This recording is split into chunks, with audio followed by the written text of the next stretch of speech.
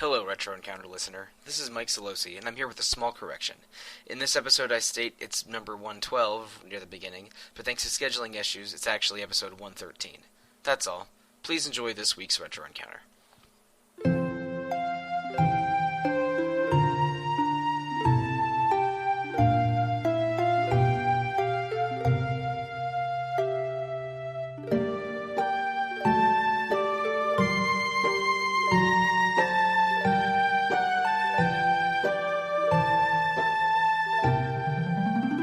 Hello and welcome to episode 112 of Retro Encounter, RPG fans' weekly podcast, unattached to current events, no slave to fashion. I am Mike Sollosi, I am Monsoon on the boards, and I am your regular Retro Encounter host, and with me today is the resplendent Rob Fenner. I, Robert, will lift you all up. Hello. Oh, that's so positive and optimistic. That's wonderful. If you haven't gathered already from the title of this damn episode, we're here to talk about Final Fantasy Uno, the very first game from 1987 that started the mega RPG empire of Final Fantasy. We have been talking about Final Fantasy for about a month straight on this podcast. We have 3 episodes preceding this one about different parts of Final Fantasy. The Final Fantasy IX episode hosted by Alana, the storytelling episode from last week, and 2 weeks ago talking about 3 Final Fantasy movies. But today we're going to talk about the game that started it all, Final Fantasy I. I played it off and on the past month, the PSP remake of it, and I played it on my ancient red and black God of War PSP that I got many years ago, and whose paint was peeling off in my fingers as I sweated on it. That thing is I probably need to get a new PSP if I want to play any of those old UMDs ever again. I'm gonna have to do that too. Yeah, the fact that I can't play much of UMDs really bums me out. Yeah, it's my second PSP even. I remember my first one dying on me, so I got the God of War one that came with I believe Ghost of Sparta, or around because that was a game I was interested in. Being a God of War fan 10 years ago. But my second one seems to be dying out on me, so I need to look around and see how cheap PSPs are nowadays.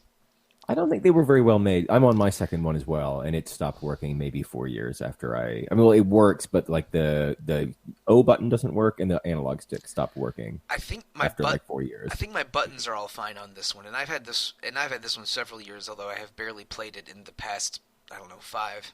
But the paint's coming off. It did crash on launch a couple times. I was able to finish Final Fantasy I over a period of a few weeks. I'm very envious of that. I was well on my way to finishing it, and then for reasons I don't want to get into, I ended up losing my Vita, which was very, very heartbreaking. I managed to get a used one to replace it at a decent price. It's not as in nice condition as mine was, and I've lost all of those saves. That sucks. Onward and upward. But I was just about to get my new classes. It was like, yeah, I'm building up. I'm going to see those sprites change, and then like it was the biggest anticlimax. Yeah, I did this with a guide this time because I wanted to play it to get through it in a hurry so I could work on I could start up Breath of Fire 4 for a different podcast. You'll hear about that at the end of the episode. But when I did use a guide for parts of it, and I was a little surprised at how early you can get that class change. Oh yeah, the strategy for the level 11 class change. It's right? Like, what? I saw that, and I don't think I got the class change until level 16 or 17 because I didn't run through dungeons as efficiently as I could have, I guess. But I always thought of the class change being between the second and third dungeons.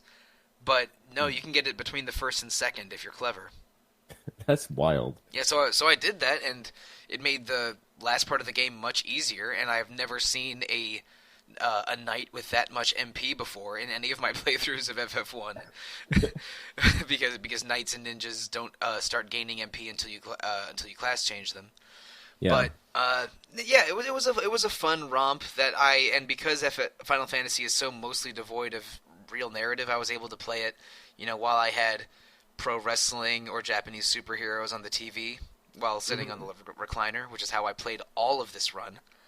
But it was pretty enjoyable. So, Rob, before we start getting into the nitty-gritty of the game, brief history of playing this game from you personally, then I'll follow. I, I was going to ask you the same thing. Oh, great As you minds, something something. as, as you wrote the Memoria piece on this game, and you were the I only did, yes. only person who did, much like I was the only person who did it for Final Fantasy II. I think you and I have quite a similar origin story, from what I understand. But I'll tell you about mine, and then we'll move on to yours. I gotta admit, I don't have a whole lot of nostalgia for this game. I think the first time I played it was maybe 1995. I got an NES in 1995 because they were really, really cheap. They were like $30 new. And this rental place by my house, well, not by my house, but this rental place in my town, Video Library over in Olathe, they were having this deal in 1995 where they were basically phasing out their NES rentals. So it was like, hey, we nobody wants these, and we still want to make a little bit of money on them. So it's like spend like $1 and you can rent 6 NES games for a week. No, that feels great. Yeah, so I rented something like 12 games at a time, and I'd already been very, very well acquainted with Final Fantasy VI and probably Chrono Trigger at this time, but I'd only ever played NES games at a friend's house, and RPGs were not really what preteens wanted to play in the Midwest growing up. So I wanted to see what the first Final Fantasy was about, and so I got that and like the Dragon Warrior games, as they were called back in the day. And it's going from Final Fantasy VI to Final Fantasy One. That's quite a leap, and it's a very off-putting game, especially to play with like all the modern conveniences of 16-bit Final Fantasy and onwards. It was one of those games where, like wizardry, if you're striking at before you can attack, you're just striking thin air, and that's just annoying and terrible. And like the remakes fix this, but there's no getting over the fact that it is a 1987 JRPG with all of the minimal compelling story and grinding mechanics that such a thing brings. Yeah, So it's awfully hard to go back to the NES one. I entertained the idea of playing the original one, perhaps on a virtual console or something for this podcast, but then ultimately said, I already have the remake on PSP. So I've got a real soft spot for the 8-bit music arrangements, but actually playing it would just be kind of a nightmare. Yeah, I was just worried about how long that would take me, and I didn't have it I wouldn't be able to do it on a handheld that way. So but I do have the Game Boy Advance Dawn of Souls version and the PSP Solo UMD. So I eventually picked PSP. I guess for the bigger screen was the only real reason. Because I do have a functional GBA still. Running it back a little bit, there is an ongoing feature going on with the main RPG Fan website that we've alluded to already. And one of the sort of sub-features within the larger Final Fantasy Anniversary feature is called Memoria. Mike Salbato is sort of the architect of it, but basically it runs through the entire Final Fantasy series and showcases personal stories from RPG Fan staff about each game. Like the very first day of it, a couple weeks ago, I think, was me writing a small piece on FF1 and you writing a small piece on FF2. And I think those happened because no one else signed up for FF1 or 2. Nobody wanted to revisit them. Yeah, nobody wanted to revisit them. So I think independently, that's why we're the only here today. Yeah, you and I independently went back and said, okay, all right, I'll write on this one. And you were right in saying earlier that my FF1 origin story is similar to yours. The first RPG I ever played was Final Fantasy IV, but at the time I thought it was called Final Fantasy II, and that was at a friend's house, and in I think 93 or 94.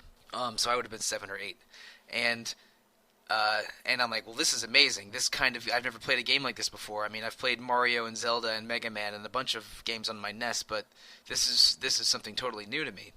And so I went to my local Errol's, which was my rental in Springfield, Virginia, where where all of those Mega Man games are rented. And they did have a copy of Final Fantasy 1, but that was in the time where they were the NES games in the store were sort of in a rent or buy kind of situation. Because they were trying to clear their inventory and get people playing Super Nintendo and Genesis stuff. and so I believe I bought Final Fantasy One straight up from there. Right on. And it wasn't very expensive. Even though I did not have much allowance, I was able to afford it somehow. I don't remember how much it cost. Well, I remember Nintendo Power were giving it away Yeah, for a while, just it so was. so desperate to try and move it. I don't think it was one of the expensive games they were selling on the NES. Because I want to say when I started buying games from Arrows, I want to say Mega Man 3, but that cost like twice as much as Mega Man 2 or 4. Oh, So I didn't understand what was going on. My Arrows buying was a weird time of my very early game playing career. But anyway, so I bought Final Fantasy 1 sight unseen, thinking it was going to be like Final Fantasy 2, which is actually 4. And I was in for a little bit of a shock because it's quite different.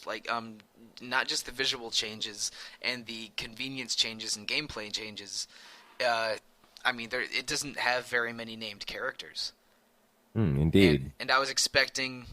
I don't know if I was expecting exactly to see a younger version of Cecil and Kane or something, but it was completely different from my expectations, whatever they were. And you can, if you want to, see my meditation on that, you can read it in the Memoria feature in the features section of the RPG Fan website. But let's talk about the very beginning of the game, because before you see a word of story, you choose 4 character classes. Hmm. And I've never played an Ultima or a Wizardry game before, but isn't it roughly similar to that? Don't you choose a sort of D&D style class at the beginning? In Ultima, I want to say that you're solo in Ultima at first, and then I think depending on the Ultima game that you're playing, you accrue a party. But in a lot of the Ultima games, from 4 onwards, they begin a little bit like the early Shin Megami Tensei games, where they make you Okay. take an alignment test.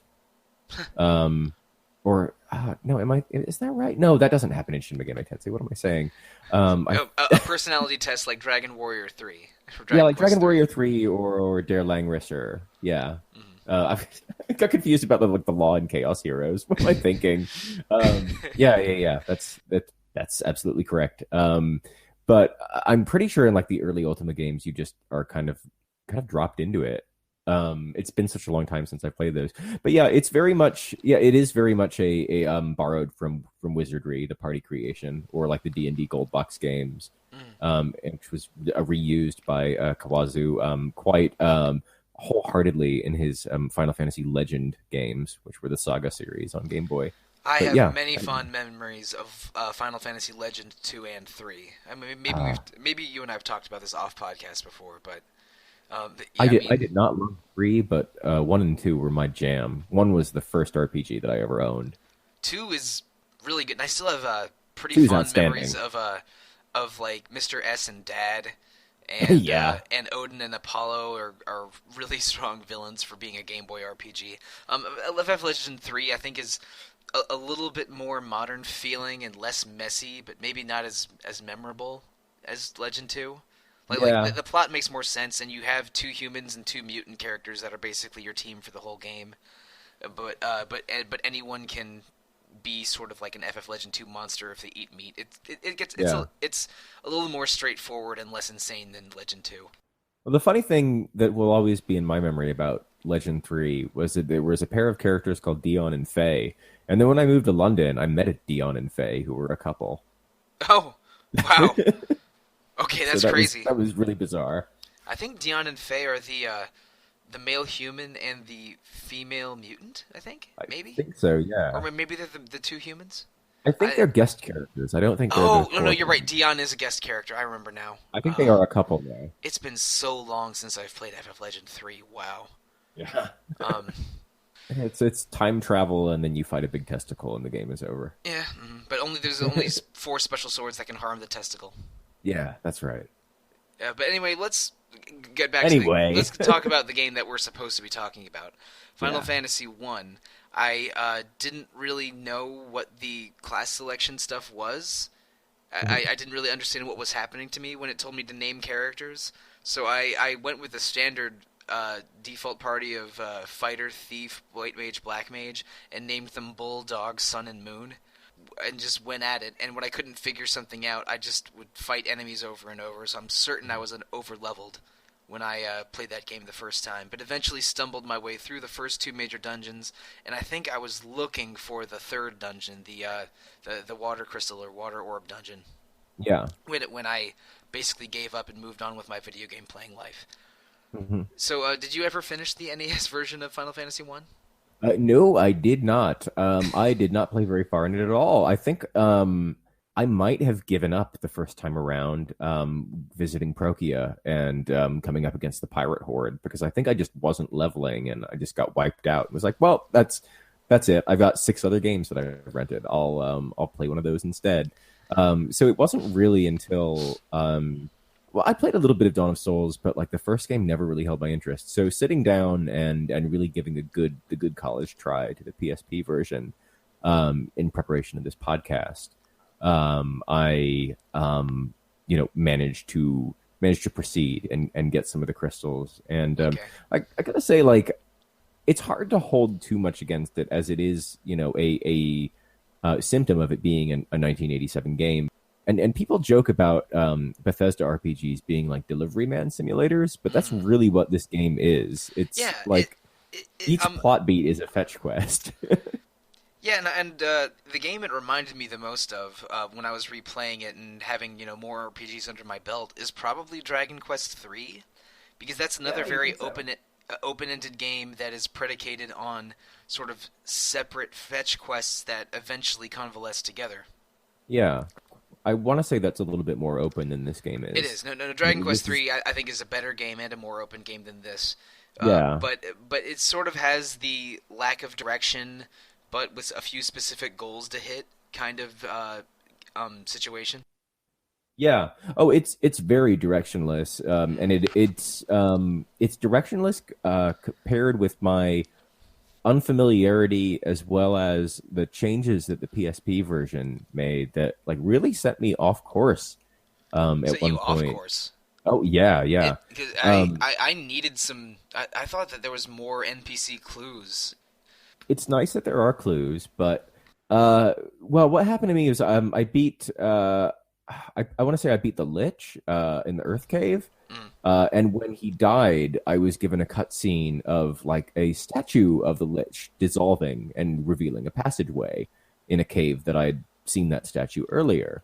So I was like, "Oh, okay, that must be the next place that I'm supposed to go." Yeah, Um, it's a sort of like a barrier or channel that lets you leave the bay of the initial part of the game. yeah, there's that, but there was also a cave that they showed. So I made a beeline to this cave. Oh no, that's the Earthgift Shrine, one of the optional areas. That's right. Yeah. And I didn't know that, and I found myself in like the most tedious dungeon of all time, just like fighting the easiest, crappiest battles, and like working my way through. And like the scenery got more and more surreal, and I was like, wow, this is taking quite a surprising swerve into like um, kind of Escher-esque, Yeah. Gaga-esque imagery. And then like I got into a battle with a bunch of worms that just killed me in one hit, and then I was back at the beginning of the cave, and I was like, right, okay, this is a Toze dungeon. I'm obviously not meant to be here. So then I Toze look, worked on those remakes, I guess. that's right. Yeah. Yeah, they Okay. did. And Well, all of their games that they remake, they include a dungeon where it's like you're in a forest, and then you're in a desert, and then you're in a yep. library, Hmm. and that's exactly what this is. Yes. In case it's unclear to listeners, the GBA and PSP remakes have 4 additional dungeons that are optional and are unlocked one by one as you defeat the 4 fiends from the original game as part of the story. And the Lich is the Earth Fiend, who's the first sort of big boss of the game. But what a scam, making most of that dungeon really, really easy but boring, and then No, just no, oh having no. Hold on a moment, Rob, because there's 4 of those dungeons, and each one is longer than the last one, and they're all sure, exactly the same. beautiful. They're all just switching settings as you go through rooms. Some of them are even some of the rooms even just resemble a big old world map, where you're traveling on extremely strange narrow peninsulas instead of hallways or corridors. Uh, and So they're Toze. yeah, they're all gross. I wasn't really aware of them being a Toze staple, even though I've probably played several of those since I play a lot of the remakes. And the only interesting gimmick of each of them is that again, there's 4 of them. At the end of each one, you fight bosses from Final Fantasy 3, 4, 5, and 6. Well, The that's interesting Yeah, anyway. the FF3 bosses that you fight at the end of the Earthgift Shrine are the 4 bosses that you have to beat to get to Cloud of Darkness. Okay. Like oh shoot, one of them is Echidna. One of them I think is either Cerberus or Orthrus, one of those multi-head dogs. Yeah. Um, but yeah, just for and so and in the FF5 section dungeon, which I think is harder than the FF6 one, the last 2 bosses are Omega and Shinryu, which won't go well for you if you're under leveled. But I didn't do them this time because I remember them being tedious slogs, even though the rewards you get at the end of them are very powerful and make the rest of the game very much easier. I think Shinryu gives you the ultimate weapon, which is stronger than I mean, any. I can't complain too much as it's Right. optional bonus, Yeah, bonus stuff. But it's like Toze. I really wish they could, do a little bit of compelling dungeon design instead of just like the worst thing ever. Which they put in every in their game that they remake. defense, the optional dungeon in the FF2 portion of Dawn of Souls is kind of better because Oh, is that like where you like go to hell and heaven and fight the Emperor's two sides? it's in hell and it's with 4 of the characters that died during the course of FF2. Minwu is one of them. And, Oh, that's cool. I And, like that. and Ricard is one of them, and it's a part. And one of them is I think a character that died at the beginning or near the beginning of the game. But so 4 dead characters from the story of FF2 go through hell to fight something at the end to prevent it from resurrecting and affecting the living characters of FF2. I might be getting a detail or two wrong about that, but I know that Minwu and Ricard are 2 of the are 2 of the 4. But but that is, and I think the dungeon design is still bad in that, but it's at least an interesting concept. But anyway, I deliberately avoided those 4 dungeons in this playthrough of FF1, both because I was a little time limited and because I remember those dungeons sucking, even though the rewards are powerful. Yeah. But going back to the directionless nature of the game, even just getting to the Lich, Well, they make you go in and out. yeah, it was more non-linear and more back and forth than I remember. Yeah, same here. It was I got flashbacks to like Breath of Fire 2, actually. Oh God, Breath of Fire 2, the only until now the only Breath of Fire game I actually finished. Oh, really? Yeah. Okay. Right. That was my entire Breath of Fire experience from, I don't know, 1995 to present. I like that game, but it's got some serious problems. I like some of the characters in it, but it has serious problems, and I never want to replay it ever again. But get back to FF1. The back and forth, even just the before you fight Lich, getting the ship, getting the having the dwarf bomb that one section of mountain to create a passage to the continent where the Lich is. There's so much back and forth that I Having to get a crown, waking up a the prince, crown, God, going to see Matoya. The biggest struggle I had when I first played it on the NES was that dark elf on the Elfland continent. Like, I remember being stuck in that forest and going through the swamp, the marsh cave, and fighting that damn elf. That took me weeks. Marsh cave is not nice. And I think I was over-leveled for when I fought both the Lich and Malorith, or whatever it is now. Just because I did so much leveling just wandering around between all that. But, yeah, all of this was more back and forth, more hiking and more fetch questing than I first remembered, because there's a lot of it.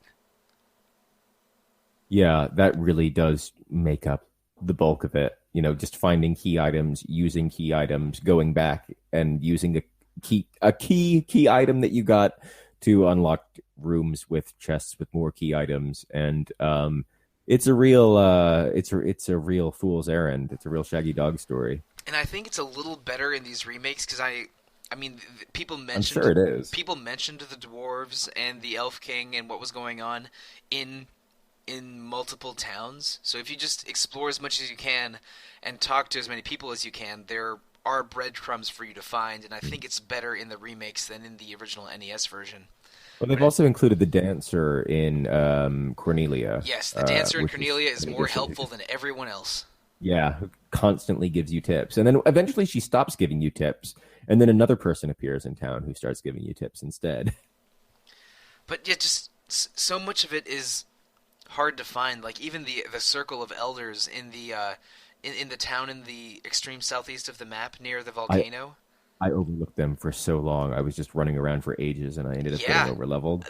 that's what happened to me 20 years ago, but this time I thankfully did somehow remember it from my memory of playing the GBA version. I think to remember where to find them, and because one of them gives you the canoe that lets you access a couple other places.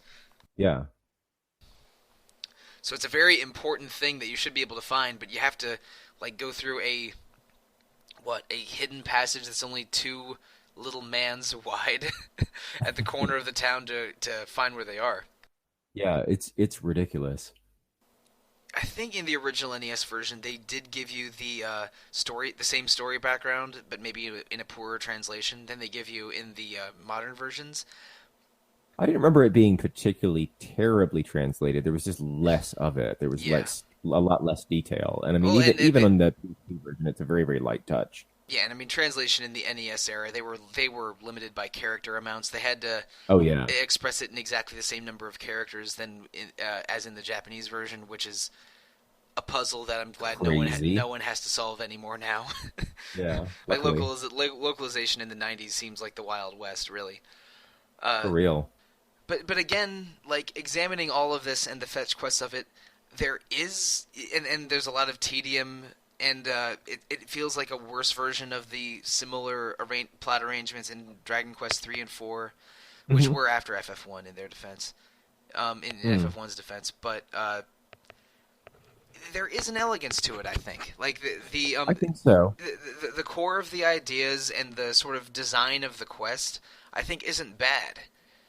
Hmm. And it did give a foundation for much better games that came later, of course. Because I don't Hmm. think it's that controversial to think that FF1 is not one of the best FF games.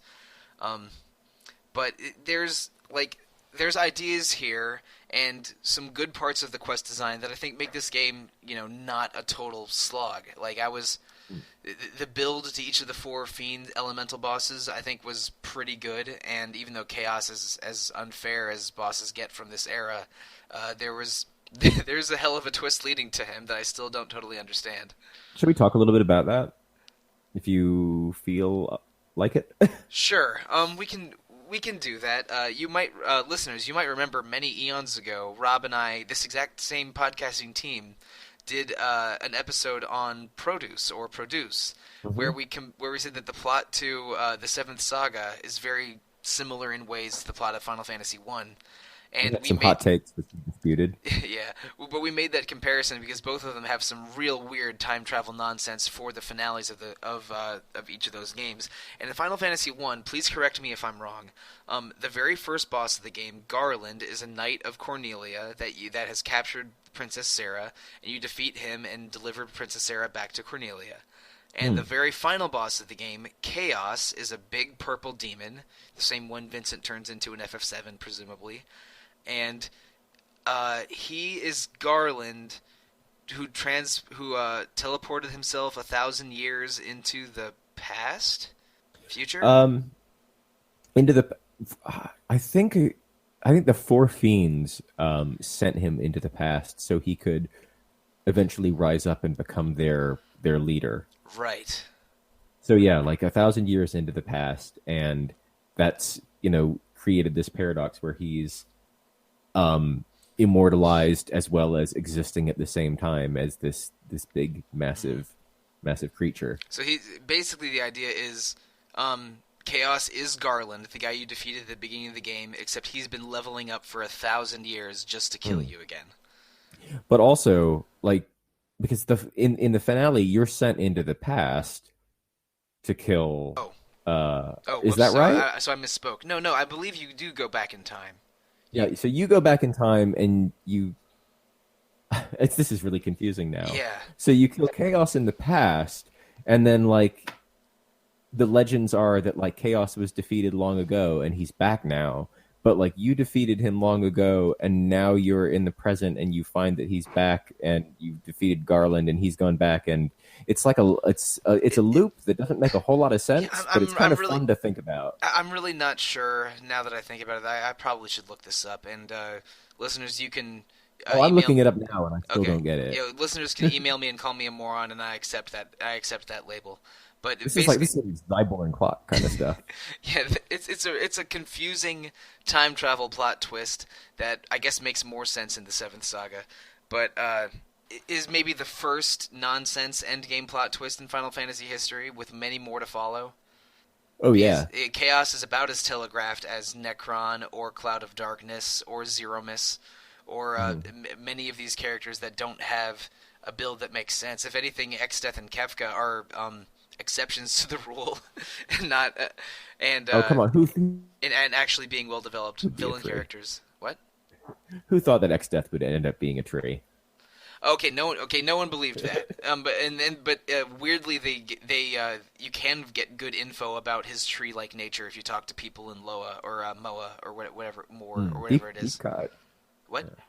Deep cut there. Yeah, it's it's so weird. It's like, and you really have to go deep to figure out the difference between Exdeath and Enuo and Moore and the 12 weapons. It all sort of ties together, but it's not easy to parse together. But just from what's in the game. But anyway, like Chaos comes totally out of left field. The fact that he's Garland, the first boss of the game, but either 1,000 years older or 1,000 years stronger or whatever it ends up being is completely bonkers. I never got it. I still don't get it. Okay, I see. I see. I found it. So you been doing some background googling and found it? Okay, so this is it still doesn't make a whole lot of sense, but okay, so the four fiends send Garland into the past and he becomes chaos through time travel. And when he becomes chaos, he sends the four fiends into the future so they can send him to the past. What? But you defeating Garland at the beginning does not You de- interfere with this. you defeated him at the beginning, and like on his deathbed, they sent him to the past to become chaos. Mm, And then he sent them to the future so they could send him on his deathbed to the past. right. Right. I'm not sure if that makes more or less sense now. Uh, I kind of like it. I gotta say, I kind of like it. I kind of like it for being bonkers. I don't like it for for providing any clarity because it doesn't. Yeah. But sure, it's 1987, man. Zero Escape Garland. Yeah. So yeah, that's the kind of plot shenanigans I was mostly ignoring when I was when I played it this time. Well, I guess that's the main plot of Final Fantasy One. Right. There is You go and defeat the four fiends and then yeah. chaos. And there's a lot of fetch questing and exploring around a sizable world map to find those four fiends. But maybe the most exciting plot point in the game, which I think you mentioned earlier, is meeting Bahamut the Dragon King and transforming your four character classes. Yeah, Bahamut, who became a real staple and almost one of not as well known as Moogles and Chocobos, but it's something of an icon and a symbol for the series in a lot of ways. Yeah, no, I think he's right up there with Moogles, Chocobos, and airships. And I guess he's not as cute. no. And I did discover Bahamut and the Rat Tail and everything when I played FF1 NES many, many years ago, even though I never found my way to the Kraken. But and it was maybe the most exciting part of the game. And seeing the character models change is a very fun, tactile way of getting getting more powerful, which I think is one of the most fun parts of RPGs, is seeing your characters change and get stronger. Yeah, And having that visual feedback is important. yeah, exactly, and I love. I mean, me being like a fan of Sentai and Rider, I love watching things transform. So, it was very thrilling for that to experience that when I first played the game, and it's still pretty cool and satisfying now.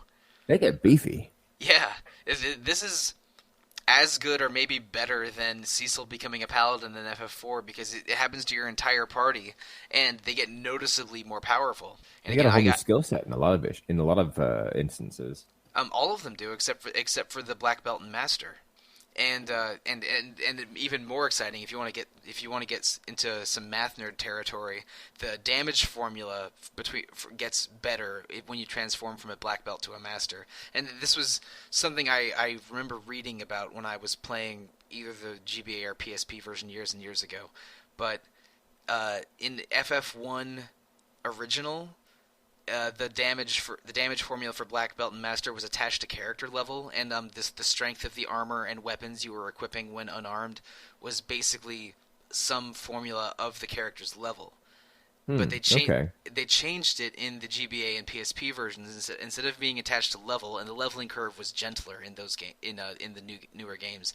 They attached it to your stamina stat. So it's Okay. like I don't remember the exact number, but it's like your armor, if you're unequipped, if you don't have armor equipped, then your armor value is your stamina stat times 1.5, but then that changes to times 2 when you go from black belt to master, something like that. Oh, And that's nice. and the Yeah. way it shakes out is for the first 20 or 30 levels, a GBA or PSP black belt is way better than an NES one, but once you get to levels 30, 40, 50 plus, the old NES formula is stronger. So a level 99 master will be way better than on the NES than on the GBA or PSP. Hmm. Basically, there's a sort of elegant, mostly sense-making formula for how strong black belts and masters are, and by the end, if you get very, very high in levels, they'll always be strongest if you don't have them equipped with anything. But for the most part, it's a good idea to have them unarmed with weapons, but with decent bracelets and helmets that you get throughout the game, because that'll usually be better than them naked until you get to high levels. I think they continued this trend in I can't remember if they do it in 3, but they did it in 5 as well. You get a big boost to having barehanded monks. Oh yeah, barehanded monks are really strong in FF5. They're Yeah. one of the first classes you get, and they remain strong the entire game.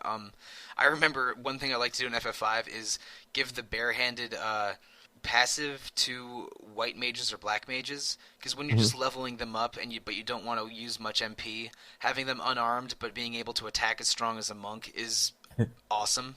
They're doing like that Kenshiro 12-hit combo. Yeah, a little bit. Well, no, not a 12-hit combo. It's I think it's just a 2-hit combo mostly. If I need to go back to FF5 and play that. I've played FF5 at least 5 or 6 times, but it has been a while since my last Forge Fiesta. But I started it again recently, but FF5's good, man. I think that one's. I have a lot of weird nostalgia for it because I played it on the anthology PS1 version and a pirated Super Nintendo version before eventually playing the best FF GBA version, and so I confuse the different town names and skill names all the time in FF5, but I've played that thing so many times, it's a lot of fun. 2018. Please. Please give us a remake that doesn't have the weird washed out sprites on the phone version. Yeah, that's super ugly. It's weird playing a version of FF1 that looks better than the modern versions of FF5 and 6. Yeah, they did a really nice job on Dawn of Souls, but especially the PSP versions, Yeah, which the PSP versions of Final Fantasy 1, 2, and 4 look so good that I want all of the NES and Super NES Final Fantasies with that kind of makeover, but I don't know if we'll it ever would have get been those. so nice. FF5 and 6 in the style of 4 PSP, that is the dream, but I don't think we're ever getting it. Yeah, it's kind of unlikely at this stage. And I mean, some of the people who were involved in the 4 collector's edition were saying like, well, the people who were in charge of 5 and 6 aren't interested in doing this. I don't feel comfortable doing it without them, so we're just not doing it. So, That's respectful, but also frustrating. yeah. So that's why Final Fantasy IV keeps getting pimped out over and over. But they say, "Hey, we're not going to do this," and then they put out these like shockingly ugly ports to Steam and mobile. I would think that would Those do are more way harm, more really. disrespectful than That's definitely. Come on. I think we mentioned this. I don't think we mentioned this during this recording, but before the recording, we were talking a little bit about Romancing Saga 2 coming over for the Vita. Might be out by the time you hear this, hopefully. Yeah, hopefully.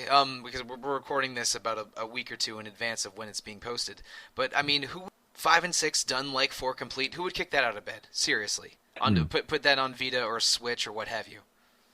Have you seen much of the footage of the Romancing Saga 2 remake? Only a little from news articles, but Pretty. it looks good, and I would still play it if it looked a little worse, because that is a game that I've missed out on over the years, and I'm very happy for the opportunity to play it soon. Yeah. So anyway, yeah, back to FF1, which looks unusually good on the PSP, Mm. and makes me lament that there aren't FF remakes that look as good. That I mean, seeing your characters transform is extremely satisfying. Whenever I get something like that, like one of my favorite, I know I've talked to you about this. One of my favorite Super Famicom games is Seiken Densetsu 3, and even Yeah, just seeing the characters get a color change, like a palette swap color change when they change classes, is satisfying and cool. So even hmm little details like that, I love, and seeing that in a 1987 NES game is awesome. definitely so. Yeah, it feels like Going quite a cinematic moment for such an early game. and going from a thief to a ninja and having a second guy that can cast haste and forge and all of those boosting skills is very very useful. Yeah, he's a real battle king, the ninja. I think I mentioned what the first time I played this game years ago. I did fighter, thief, white mage, black mage. This time I tried to be a little bit more physically offensive, and I went fighter, thief, monk, white mage. Oh, really? Yeah, Okay. Yeah, I guess once he class changes, that will cover your yeah, most important black magic skills. exactly. And you miss out on a little bit of the all targeting attacks, but I felt Hmm like because I didn't want to. I knew I would be playing this game while watching television and other things, so I figured just a party that mostly auto attacked would be fine. And also I don't think I'd ever beaten the game with without black magic before. I always had a black mage or red mage when I played this game other times, so I decided to take a bit of a different tack with it. What team did you choose for this run? Well, I was boring, and I went with the because I've got such little experience with this game. I did the fighter, thief, white mage, black mage. I Okay. thought about subbing in a red mage, but thought like, well, let's just see how this balance works Red out. mages are good in this game because if you just, I mean, Yeah. they won't be able to carry your team's defenses like a white mage or really pound enemies like a black mage, but it basically gives you a second attacker that can cast rudimentary healing and boosting spells, and those boosting spells for upping the damage of your fighters are really effective. Mhm. So I think I red mages are good. Yeah, they definitely are. They're actually one of my favorite classes. But I found that my thief was really outpacing my fighter and was really sort of was the most valuable player outside of I think they mages made that. thieves better from NES to the remakes because Oh yeah. eventually that strength stat really outpaces that agility or speed stat. But I think they made the multi hits of agility more effective in the in later versions, which help out the thief and the monk quite a bit, or black belt quite a bit. hmm Yeah, And it's for the better. I think so. So yeah, I was having a lot of fun having my thief dominate until I lost my save. But Aw. I could see it. I could see playing through with different configurations being very fun, and it's nice that they give you the option. Like a lot of games at that time period didn't give you that many choices on how to build your party. Yeah, I mean it's FF1, and then you have like the multiple class systems of your Dragon Quest threes and Final Fantasy threes that where party building and class selection are major parts of all of those games. And also, I mean FF1's classes gave us the foundation of Final Fantasy classes for many many games going forward. That's right. I think oh shoot, I have to do some mental math, I guess. And hey, you know that black mage, well, the black mage and the white mage, and those two designs are just iconic, Oh, they are. and they're And I wonderful. want to say 7 of the 12 classes are represented in FF14 now. Yeah, I think they are. Because it's White Mage, Black Mage, Red Mage are all in it. Plus Hmm Ninja and Monk. Yep. And Warrior and Knight, which are or Fighter and Knight, which are Warrior and Paladin in English, are separate classes in FF12. So I'm sorry, in Mhm. FF14. So yeah, 7 of the 12 made their way into FF14, and what do you know? My main my two main classes that I play in FF14 are both in Final Fantasy One. So yeah, Who do you the play? those what? Beg pardon. Who do you play? When I tank, I use a warrior, and when Uh-huh. I play DPS, I use a monk. Okay. and I very, very rarely heal. If I want fast Qs, I tank instead of heal. Hmm. Because because parties are half DPS, one quarter tank, one quarter healer, but something like 80% of players are DPS. So DPS queues are much longer than tanking or healing queues, Right. which is FF 101 to longtime players of 14, but won't make much sense at all if you don't play FF 14, which is good. FF 14 is so good, and I've had so much fun playing it off and on that it's probably in my top 5 Final Fantasy games right now. Um, Cool.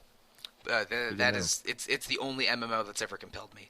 But anyway, back to FF1. Like Bahamut and the airships and these classes become endemic to Final Fantasy going forward, and I think they're strong, appealing, cool designs for the most part too. Yeah, yeah, they are. They're very simplistic, but they stand out, and they are they're very they're trademarks. Yeah, and I would say the same thing about the classes in Dragon Quest III, which are Mhm. similarly represented in much later Dragon Quest games. Yeah. And just seeing that tradition carry through makes it rewarding. Like when I class changed to from a marauder to a warrior in Final Fantasy XIV, and I got Hmm. the warrior armor. It's Hmm. a stocky red set that looks like the FF1 fighter.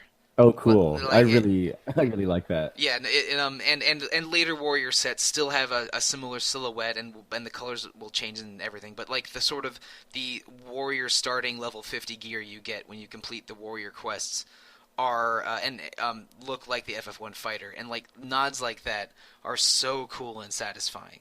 And having played FF1 and seeing its designs recur in FF14, I think makes me appreciate both FF1 and FF14 more.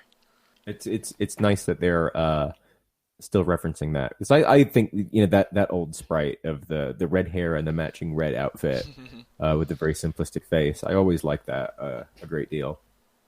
Yeah, I don't think it's maybe as iconic as Black Mage or White Mage, Oh, definitely not. which are more recurring than the old Warrior sprite. But it's a very, very cool nod, and those original designs are very classic, and Mhm. basically at least from my perception, what put Square on the map. Because as a kid, I was definitely aware of Final Fantasy, but not aware of, say, King's Knight. Mhm. Yeah. And no, we should probably address this now. That Yeah, let's talk about that famous story, huh? Okay, yeah. The story that I saw circulated around the internet many times as a kid and a preteen and a teenager on Final Fantasy forums, like, oh, like your eyes on FFs and your game faxes and your caves of Narsh.coms. Well, the story I always heard for several years was that Square was going through hard times, or perhaps even desperate times, and Hironobu Sakaguchi threw his best creative ideas into one game that was going to be his last chance, and that's where the name Final Fantasy comes from, because it was a fantasy game, and it was his final chance at being a success before he would quit or perhaps he got fired. Was like some version of that was the story I always heard. Was it Mhm. similar for you? Yes, that is what I and what I'm sure many of our listeners heard. Right, Um, if they were online 15 years ago or more or less. right. It's been making the rounds for a long Yeah, time. but 15 years ago is probably around when I heard it, because that's when I would Yeah, have I been think so. that's when I would have been a teenager on those forums that I mentioned. But I don't know exactly when it was officially debunked. But I remember a couple of years ago there was a Silicon era story of a translated interview with Hironobu Sakaguchi, and Hmm. they asked them specifically that question of that story, and he said, "No, that's wrong." Yeah. They had this idea for an RPG that was similar to Wizardry. It was they may have been influenced by Dragon Quest, but it was definitely more of a traditional D&D style RPG that informed it. And they Hmm. liked the All acronym. these Japanese developers were just playing loads of wizardry and D&D. Right. So But yeah, that's probably true to a yeah. degree. Well, But from what I understand, like the Wonder Boy guys, that's why Wonder Boy went from being a caveman to swinging a sword because after the success of their first mhm. game, they just like stayed in the office playing the Japanese localization of wizardry all day.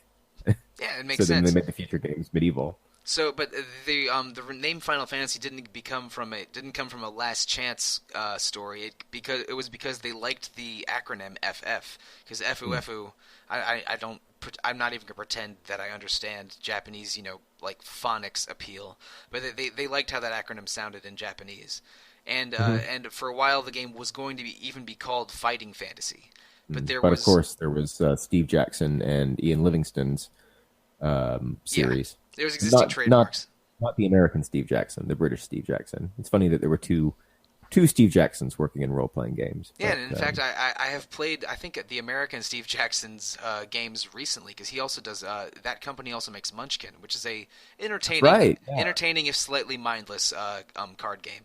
Yeah. So he did Munchkin and famously GURPS. Yeah, GURPS is his RPG system, and they got rated. Yeah, Munchkin. They have a handful of other games too, I think. Mm-hmm.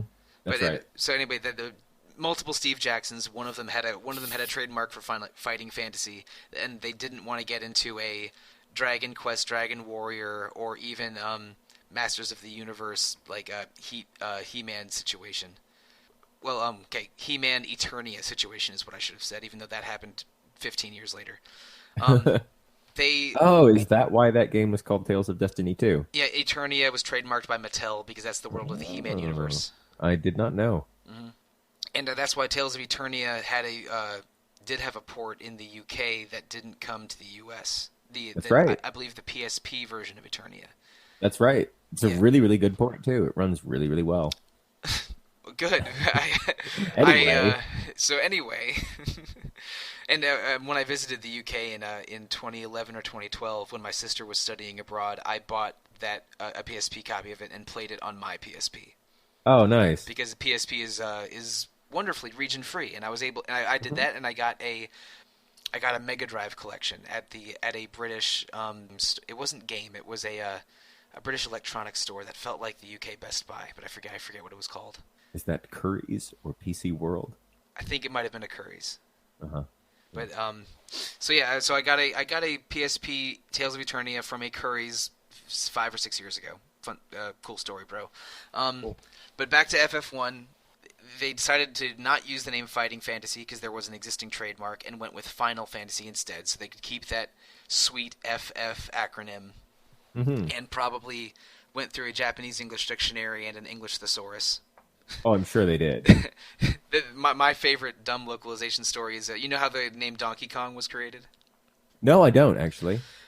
Basically, it may be more complicated than this, but Miyamoto went through the Japanese English dictionary, English thesaurus step, and for looking for a combination of a translation of stubborn ape that sounded good. Okay, so you had like jackass or... Maybe, but like he wanted to translate stubborn ape into something stubborn as a mule. Yeah, exactly. But and eventually, the combination of words that he liked the best was Donkey Kong, which I find very amusing. And hey, Donkey Kong is a great sounding title too. So hey, I think he was successful. So anyway, that was the correction that Hironobu Sakaguchi made. In an interview from a few years ago that I first saw in Silicon Era, but I'm not sure exactly where it was published. I think that's where the translation was first published. It was probably with Famitsu interview originally. Yeah, like Famitsu or Dengeki or something. Yeah, that makes sense. So yeah, but that story of that being their last chance and making, that's where the word final comes from. That is an apocryphal story. That not so dramatic. No, that I once believed wholeheartedly, and I believe I first saw it on an ancient game forum of some kind many years ago, but it's not a real story, sadly. So, man, we've jumped around Final Fantasy 1 and various other topics in this podcast. Kind of like Final Fantasy 1 sends you all over the map. Yeah, you got to explore every inch of that thing if you want the airship and the class change and all of that jazz. Yeah. Well, I don't know about you, Mike. In the end, this is probably one of my least favorite Final Fantasy games because it is such a light touch. However, I think that there is pleasure to be found in it. Yeah, it's for sure in my bottom half of preferred Final Fantasies. I don't want to rank 20 of them just to find out what integer it gets. Come on. Yeah, no, Look, no who would thanks. do that? A crazy person. Yeah, okay. You say that, but I love making lists of things, and you know that. Yeah, I But know. but I don't think it holds up as an excellent game in 2017.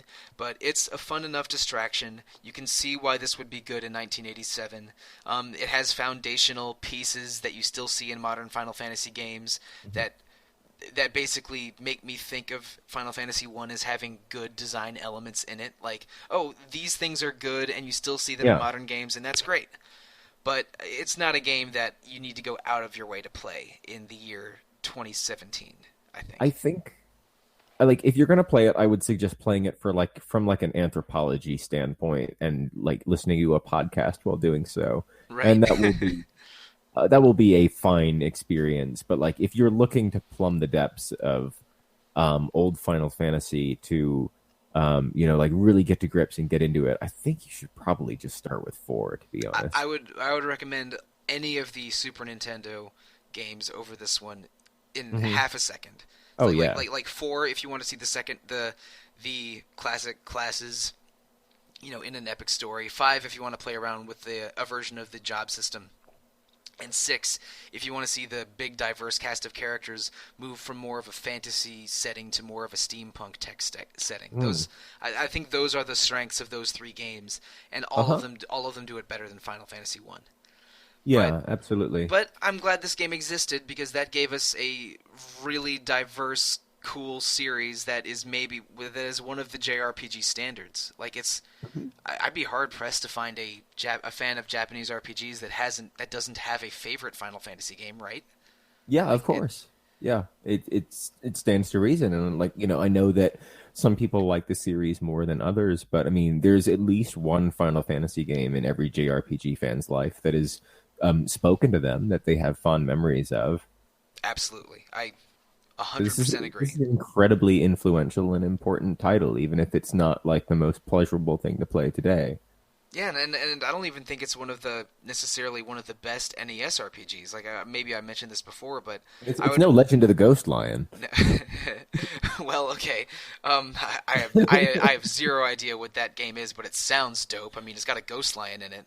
But I would rank Dragon Quest 3 and 4 ahead of the 3 Final Fantasy games on the NES. But Yeah, I but think those but games are fantastic. I mean, Dragon Quest 3 seems so ahead of its time in its sort of unified design. It still blows my mind a little bit. But Final Fantasy 1, its influence cannot be denied, and I think you and I, as old school RPG fans, appreciate its influence and what it is as a game. Absolutely. Well done, Final Fantasy One. Final Fantasy 1, you're all right in my book, but I don't think I want to play you again. Yeah, I think we've done it. So, that has been Final Fantasy 1, and we have been Retro Encounter. Next week, we begin our run of Breath of Fire 4 episodes, which I think I mentioned earlier in this podcast. Alana and I have been playing it through the month of November and early December, and we are going to talk about it starting next week. I think she and I are going to record that episode the next couple days. Is it just you Uh, guys? yeah, I think it's just the two of us. We put out the call among staff, but we were the only two interested in playing it. I would love to play it. I just can't find my copy at the moment. Yeah, and it's always time or access is why Mhm. people can't or can sign up for Retro Encounter episodes. But I'm always glad if I'm able to get something together in time to keep this as a weekly podcast. It But is such a cool game. I hope you guys enjoy it. I have never played it before, until a few weeks ago when I started it up. I mentioned earlier I've played Breath of Fire 2 to completion. I played the beginnings of Breath of Fire 1 and 3, but neither of them grabbed me. But I have not finished Breath of Fire 4 yet, which is fine because we're having 2 episodes on it, and I don't need to be done with it yet. But I think it's probably the best of the 4. It goes to some surprising places. It is a I think it is probably the best of the four. Yeah. spoiler alert, I like it and think it's the best Breath of Fire game that I've played. But I'll go into that in much more detail next week and the following week when we do 2 Breath of Fire episodes in a row. And following that, I think we're going to have a year-end episode where we talk about the year of RPGs and the year of Retro Encounter with whoever has the time and energy to be on the podcast with me. Even if it's just me yelling into a can, there will be a year end episode at the end of December. If you want to get in contact with us, the best way to do so is to email retro@rpgfan.com or comment on the rpgfan.com Facebook page or the rpgfan.com forums. We read everything that is directed to us, so please, if you have thoughts, send them our way. If you want to, you can please review us on iTunes or Google Play or other podcast venues to increase our exposure and so we can get more listeners. We want all of the feedback that you have for us. And but beyond, I should mention beyond. I don't think we've really have many plans in place beyond the year-end episodes. I'm not prepared to talk about what our topics in January and 2018 are yet. It'll be a Christmas surprise. Yeah, it'll be a Happy New Year indeed with the future Retro Encounter episodes. But I'm not prepared to talk about that yet, I think. So, Rob, if a listener wants to get in touch with you, how would they do so? Well, I'm on the boards as Towns Car Marty. I haven't really been that active on the boards for a while. You know, if you see me on there, you'll see me on there. That's Mike, true of me too. Because the past year and a half or so, I've really thrown my effort into Retro Encounter, and I'm on, and I interact with RPG fan staff all the time, daily even. But I've moved away from from Facebook and the boards, and mostly I spend my RPG fan time either working on the podcast or in Slack or Trello. Basically Slack and Trello have and just like texting people have replaced my interactions on the forums, which is a little sad because I used to really like gaming forums were a big part of my internet activity once upon a time, and now I'm hardly on them anymore. Yeah, I mean, I think that's how it is for a lot of people. I mean, we're busy boys. The best way, if you want to interact with me, you can find me on Twitter at misanthrobob. That's probably the best way to hit me up. So just send me a message there, or you can even follow me if you feel so inclined. But Mike, what about you? And well, before I tell people my social media information, I'd be remiss if I did not bring up that Rob, you're the host of a very entertaining gaming podcast called Misanthro Play. Oh shucks! With your friend Alva. And, now that you mentioned it. And you and Alva have a very fine podcast that I enjoy listening to very much. And if you follow Rob on Twitter or social media, I also recommend their podcast, Misanthro Play. Thank you very much. You had RPG fan staff member Derek Heemsbergen on a recent episode, right? I did. Derek Heemsbergen, one of the co-hosts of Random Encounter and review at RPG Fan, came on our most recent episode to school me in the ways of Final Fantasy XIV. Oh, excellent! I have not listened to that episode yet, but I did see it pop up. I think probably on Twitter. At the time of us recording, it's only really just gone live, so I don't blame you. I think I must have seen it earlier today then. So yeah, I didn't want to take thunder away from RPG Fan. Final Fantasy feature that's going on at the moment. Come on, please. I've recently been goofing with Final Fantasy XIV, and I thought, who better than Derek, host of his own fantastic podcast, Astral Era. There really isn't anyone better to bob tell me all about how to look good. Mm-hmm. He is a FF14 enthusiast and very knowledgeable about it. He's the perfect guest for that topic. Mm-hmm. So, and also, I guess it's my turn now for social media. I am Monsoon on the forums, but I guess I mentioned a short time ago that I barely visit them anymore. If you want to find me, the easiest way to do so is probably on Twitter. I am at @TheRealMonsoon on Twitter, and I have a backup Twitter at Evoker for Dogs for when I want to pop up talking about Japanese superheroes mostly. And also, we should probably bring it up one more time. We do have an ongoing Final Fantasy feature on RPG Fan. I think the update days are Tuesdays and Fridays. We are they add new. I think so. Yeah. Yeah, they add new pieces to the ongoing feature. So I from late November through early January, we're going to add pieces to the feature every Tuesday and Friday. One of those pieces is the Memoria page that has individual personal stories about our Final Fantasy experiences. I had many pieces on the Final Fantasy, I want to say 1, 5, 6, and Tactics, which are 3 of my favorites, plus FF1. And basically dozens of stories from various RPG fan staff members talking about their favorite Final Fantasy games. Which ones did you do besides FF2? Well, I did. What did I do now? Because I think I just kind of signed up for them at random. I must have done 4, 5, 6, 8, and something else that I'll leave as a surprise. Ooh, cool. So yeah, there's dozens of those in the Memoria feature alone, plus a lot of individual features that were really exciting and fun to put together. A lot of people worked on this feature, and it's close to 2 months worth of Final Fantasy writing on RPG Fan. It's super cool, so do check it out. And if I don't know when people are listening to this podcast, it could be well into 2018 when people are listening to this. So if the feature is long gone, you should be able to find it by going to rpgfan.com into the features section and look for Final Fantasy 30th Anniversary feature, and that big personal story section is called Memoria, which was also the title of last week's podcast. So I think that about covers it, Rob. That's a lot of housekeeping this week. Yeah, a lot of housekeeping, but it's worth it. It's been a fantastic it's a fantastic period happening at RPG Fan at the moment. We hope you enjoy it. Exciting times at RPG Fan, and we hope that readers and listeners enjoy it as much as we, the writers and creators, had making it. I hope that was a coherent sentence. I think so. Okay, good. Everybody, good night and good luck. See you later.